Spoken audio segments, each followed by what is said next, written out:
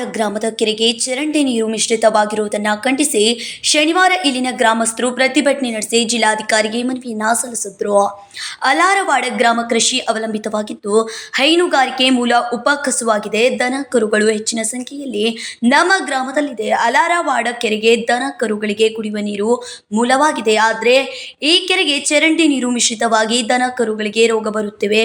ಒಳ ಚರಂಡಿ ನೀರನ್ನ ಕೆರೆಗೆ ಬಿಡದಂತೆ ಕ್ರಮ ಜರುಗಿಸಬೇಕೆಂದು ಆಗ್ರಹಿಸಿದ್ರು. ನಾವು ಅಲಾರವಾಡದ ಸಮಸ್ತ ರೈತ ಬಾಂಧವರು ಇವತ್ತು ಜಿಲ್ಲಾಧಿಕಾರಿಗಳಿಗೆ ಮನವಿ ಕೊಡ್ಲಿಕ್ಕೆ ಬಂದಿದ್ದೀವಿ.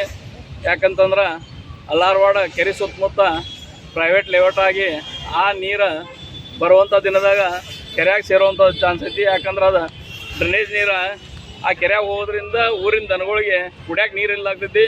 ಅದರಿಂದ ಊರಿನ ಎಲ್ಲ ರೈತ ಬಾಂಧವರಿಗೆ ಸಮಸ್ಯೆಯಾಗಿ ಉದ್ಯೋಗ ಕಸ್ಕೊಳ್ಕೋಂಥ ವ್ಯವಸ್ಥೆ ನಡೆದಿದೆ. ಅದಕ್ಕಾಗಿ ಎಲ್ಲ ನಮ್ಮ ಜಿಲ್ಲಾಧಿಕಾರಿಗಳು, ಕಾರ್ಪೊರೇಷನ್ ಕಮಿಷನರ್, ಬುಡಾ ಕಮಿಷನರ್ ಎಲ್ಲರೂ ನಮ್ಮ ಅಲಾರವಾಡ ಕೆರೆಗೆ ಭೇಟಿ ನೀಡಿ ನಮ್ಮ ಅಲಾರವಾಡ ಜನರ ಸಮಸ್ಯೆಯನ್ನು ಬಗೆಹರಿಸಬೇಕಂತ ತಮ್ಮಲ್ಲಿ ಕಳಕಳಿಯಿಂದ ಕೇಳ್ಕೊಳ್ತೇವೆ.